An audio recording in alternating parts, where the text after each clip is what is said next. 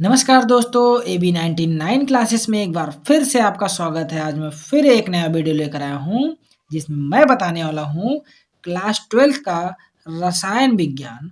रसायन विज्ञान में हम लोग कुछ ऐसे क्वेश्चन देखेंगे जिसमें 50% लगभग 50% क्वेश्चन जरूर देखने को मिलेंगे। जैसा कि आप लोगों का क्लास 10th में पेपर नहीं हुआ होगा तो उसके बारे में नहीं मालूम होगा कि कैसे होता है, क्या होता है। तो हम लोग यहाँ पर थोड़ा बहुत समझेंगे, उसके बाद में हम लोग क्वेश्चन को देखेंगे कि कौन से क्वेश्चन है जो बहुत महत्वपूर्ण हैं। तो सबसे पहले जो हमारा समय रहता है वो 3 घंटा 15 मिनट रहता है। तो उसमें से हम लोग का 15 मिनट जो होता है शुरुआत का प्रश्न पत्र पढ़ने के लिए होता है। और एक खास बात कि जब आपको प्रश्न पत्र मिले, आराम से आप 15-20 मिनट ज़रूर पढ़ें, क्योंकि प्रश्न पत्र आप पढ़ते हैं तो आपके मन को थोड़ी शांति मिलती है और उससे लिखने में आसानी होती है और कहीं छूटने का डर नहीं होता है। तो इसलिए आप जल्दबाजी में कुछ नहीं करेंगे, पहले जितने भी क्वेश्चन होंगे उसको पढ़िएगा, जब बोर्ड एग्जाम में जाएगा उसके बाद क्वेश्चन देखिएगा। तो आइए हम लोग कुछ क्वेश्चन को देखते हैं जो हमारे बोर्ड एग्जाम से बहुत ही महत्वपूर्ण होंगे। तो सबसे पहला हमारा बहुविकल्पीय प्रश्न आता है। बहुविकल्पीय प्रश्न में तो सबसे पहले हम लोग का आता है बहुविकल्पीय प्रश्न। सबसे पहले हम लोग देखेंगे बहुविकल्पीय प्रश्न जो बहुत ही महत्वपूर्ण हो सकते हैं, हो सकता है आ जाए क्वेश्चन, तो इसको जरूर देख लें और एक बार याद करें। तो सबसे पहले का आता है जिसमें लिखा है 0.1 एम यानी कि द्रव्यमान 0.1 द्रव्यमान HCl के 200 ml को 0.2 एम के 300 ml HCl में मिलाने पर प्राप्त विलयन की सांद्रता होगी। तो सबसे पहला हमारा यही है कि 0.1 एम या फिर 0.16 एम या फिर 0.8 एम।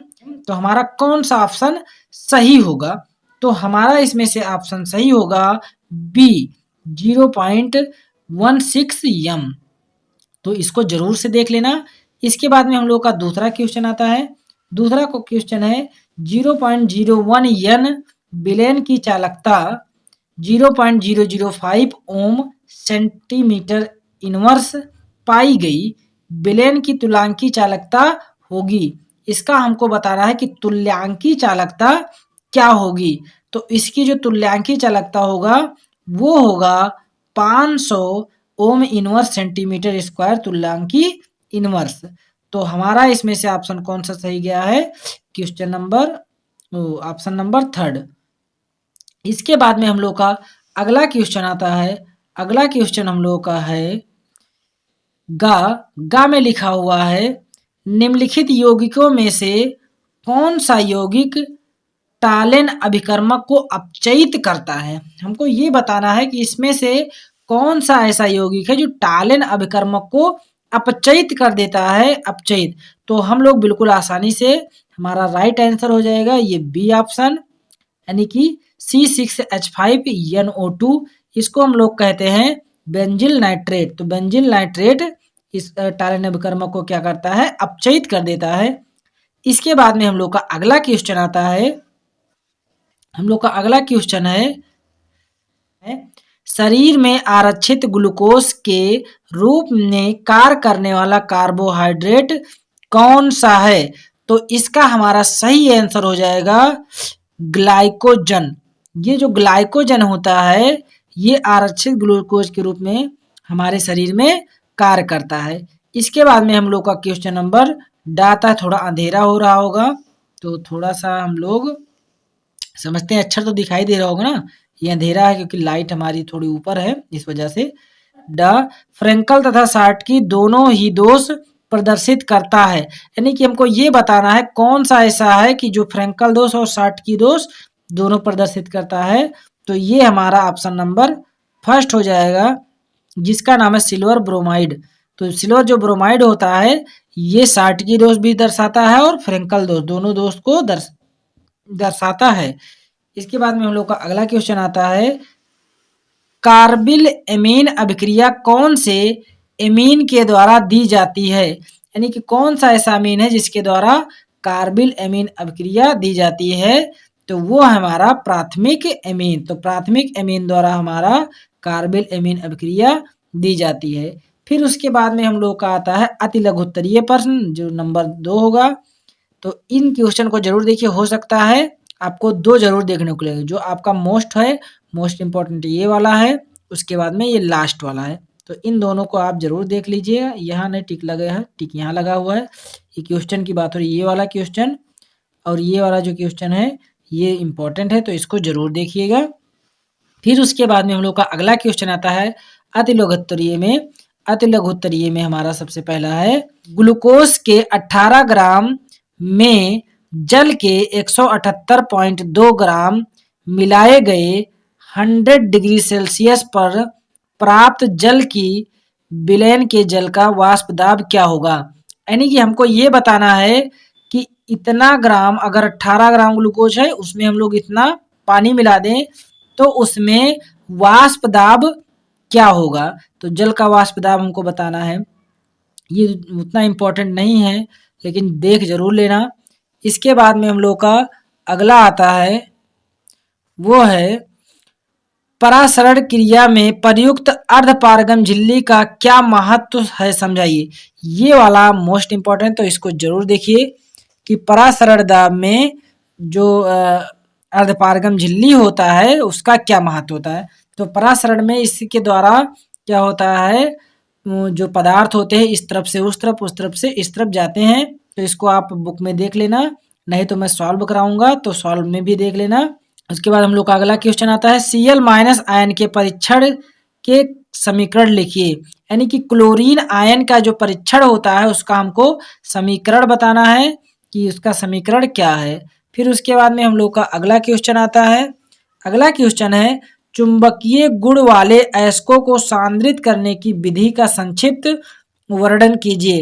यानी कि जो चुंबकीय अयस्क होते हैं उसको सांद्रित करने के लिए हम लोग कौन सी विधि यूज करते हैं। तो हम लोग जानते हैं चुंबकीय विधि को सांद्रित करने के लिए हम लोग कुछ इस प्रकार का रोलर लगाते थे ऐसे, और उसके बाद में यहाँ पर एक पट्टा लगा होता था और ये बेलन चुंबकीय होता था और इस पर हम लोग अयस्क को डालते रहते थे और अयस्क धीरे धीरे इसकी सहायता से जाता रहता था और जो भी चुंबकीय अयस्क होता था वो इस चुंबक के कारण, चुंबकीय बेलन के कारण इसी में चिपक जाता था, जिसको यहाँ पर हम लोग कुछ लगा के काछने वाला यानी कि उसको छुड़ाने वाला लगा के यहाँ पर हम लोग एकत्रित कर लेते थे और जो चीज़ें इसमें अशुद्धियाँ थी वो बाहर की तरफ निकल जाती। तो इसके बारे में हमको बताना है कि चुंबकीय गुण वाले अयस्कों को सांद्रित करने के लिए कौन सी विधि का यूज किया जाता है। तो इसको भी जरूर देख लेना ताकि पता हो जाए।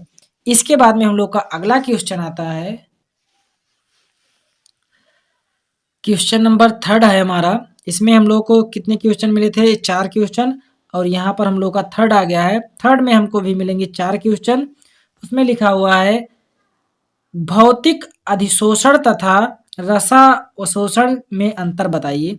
हमको भौतिक अधिशोषण और रसावशोषण में अंतर बताना है और ये आपके लिए इम्पोर्टेंट होने वाला है, तो इसको जरूर देखना।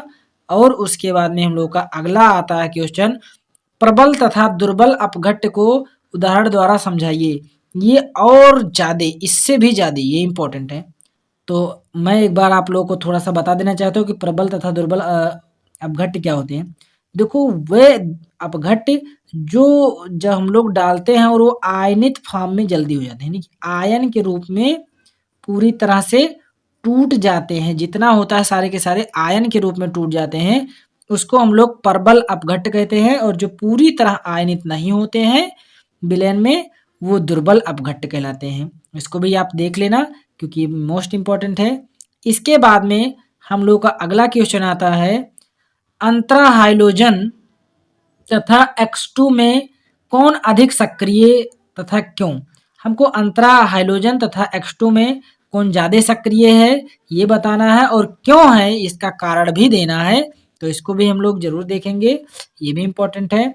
इसके बाद में इलेक्ट्रॉन स्नेही प्रतिस्थापन अभिक्रिया का एक उदाहरण दीजिए। यानी कि इलेक्ट्रॉन स्नेही प्रतिस्थापन अभिक्रिया जो हम पढ़ाए थे वही बात तो हो रही है कि इलेक्ट्रॉन स्नेही प्रतिस्थापन अभिक्रिया क्या है और उसका उदाहरण दीजिए। यानी कि हमको प्रतिस्थापन अभिक्रिया का उदाहरण देना है, वो उसका हम लोग को नहीं लिखना है, परिभाषा वगैरह नहीं लिखना है।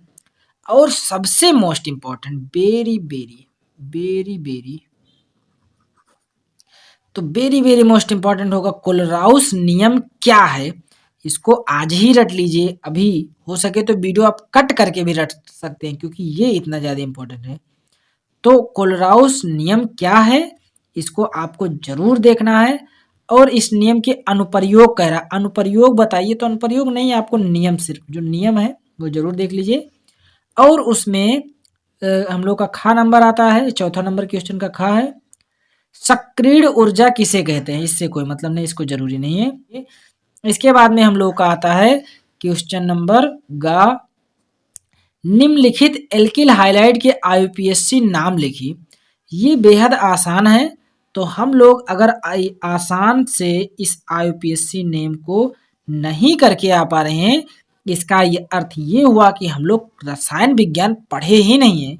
तो यदि आप आईयूपीएसी नेम जानते हैं तो ठीक है, यदि नहीं जानते हैं तो लिंक जो है डिस्क्रिप्शन में मैं दे दे रहा हूँ, तो आप उस लिंक पर क्लिक कीजिए।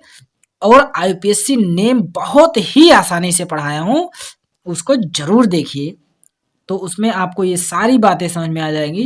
मैं थोड़ा सा बता देना चाहता हूँ, देखिए इसमें कार्बन कितने हैं गिन लीजिए, 1 2 3 4। हम लोग गिनती उसी तरफ से करते हैं जिस तरफ से हमको ये वाला पहले मिल जाए। तो 4 कार्बन के लिए हम लोग लिखते हैं ब्यूट, लिखते हैं क्या लिखते हैं, ब्यूट लिखते हैं। सब में बंध एक एक है, इसका मतलब एन जोड़ देंगे, ब्यूटेन। और ये कितने नंबर पर था, ये था 1 नंबर पर। अब बात ये आई, इसको हमको पहले लिखना पड़ता है। ये मैं वीडियो में बताया कि क्यों पहले लिखना पड़ता है, क्योंकि ये प्रतिस्थापी होता है। तो ये है नंबर 1 नंबर 2, 2 नंबर पर तो हम लिखेंगे 2 ब्रोमो ब्यूटेन, तो इसका नाम क्या हो जाएगा, 2 ब्रोमो ब्यूटेन। ये सब मैं बिल्कुल आसानी से आपको वीडियो द्वारा समझा दिया हूँ, तो उस वीडियो को जरूर देखिए। ये सब तो कुछ है ही नहीं उस वीडियो के आगे, तो आप लोग जरूर देखिए। इसके बाद में हम लोग का अगला क्वेश्चन आता है, निम्नलिखित अभिक्रिया में ए बी तथा सी को यौगिक को पहचानिए। ये सब अच्छी बात नहीं है, कोई बात नहीं है, इसको जरूरी नहीं है। इसके बाद में हम लोग का आता है क्वेश्चन नंबर 5। क्वेश्चन नंबर 5 में किसी विद्युत अपघट्ट के विलयन की चालकता एवं मोलर चालकता को परिभाषित कीजिए। ये वाली जो लिखा है चालकता और मोलर चालकता को परिभाषित कीजिए। ये एम पी मोस्ट इम्पोर्टेंट होगा, तो इसको भी आप जरूर देख लीजिए कि विद्युत चालकता और मोलर चालकता कि क्या है, इसके बारे में इसकी परिभाषा देख लीजिए। उसके बाद में आता है, समझाइए कि AS2S3 के कोलाइडी कण ऋणावेशित क्यों होते हैं। ये थोड़ा इम्पोर्टेंट नहीं है। फिर उसके बाद में हाँ एक इम्पोर्टेंट, हार्डी सुलजे का नियम, तो इसको भी जरूर, जैसे हम लोग यहाँ पर कोलराउस का नियम ऊपर देखे थे, बहुत इंपॉर्टेंट था, ऐसे ये हार्डी सोल्जे का नियम भी इम्पोर्टेंट है। ये बात नोट कर लो और ये बात लिखो कि ये इम्पोर्टेंट है। और यदि वीडियो पसंद आया हो तो वीडियो को लाइक कर दो यार, कम से कम लाइक तो कर दिया करो, इतनी तो काम कर दिया करो, लाइक यार, इसमें आपका कुछ नहीं जाने वाला है, तो कम से कम लाइक कर दिया करो। यदि आप नहीं सब्सक्राइब किया तो सब्सक्राइब भी कर लीजिए, और नहीं इच्छा हो रही तो कोनो बात नहीं है, जब इच्छा होगी तब कर लेना, है ना। हम लोग पढ़ते हैं अगला क्वेश्चन, जिंक कैडमियम और फिर उसके बाद में Hg मरकरी को अधिक मृदु व निम्न गलनांक वाले क्यों होते हैं। ये अधिक मृदु, मृदु का मतलब होता है दुर्बल, दुर्बल और कम गलनांक वाले क्यों होते हैं, ये तीनों Zn Cd और Hg, ये मृदु यानी कि दुर्बल और उसके बाद में कम गलनांक, दुर्बल व कम गलनांक वाले क्यों होते हैं। तो इसके बारे में थोड़ा सा देख लेना, कहीं भी आप चाहे डाउटनेट ऐप पर या कहीं पर देख लोगे, आपको ये बातें बता देगा, बिल्कुल आसान है, कुछ नहीं है। और इसके बाद में इसका सेकंड आता है, निकेल व प्लेटिनम यौगिक में कौन अधिक अस्थाई है। निकेल और प्लेटिनम यौगिक में कौन अधिक अस्थाई, इसके बारे में बताना है। फिर सबसे मोस्ट इम्पोर्टेंट क्लोरोफॉर्म की एसीटोन से क्रिया का समीकरण लिखिए। यानी कि जो क्लोरोफॉर्म होता है CH3 एसीटोन से अभिक्रिया करेगा तो क्या होगा, इसके बारे में बताना है। तो यदि आप इन सब के बारे में जानना चाहते हैं तो वीडियो देखिए हमारा क्या होता है जब, क्या होता है जब, ये वाला वीडियो जरूर देखिए। इस वीडियो का मैं लिंक डिस्क्रिप्शन में दे दिया हूं, आप इसको जरूर देख लीजिए।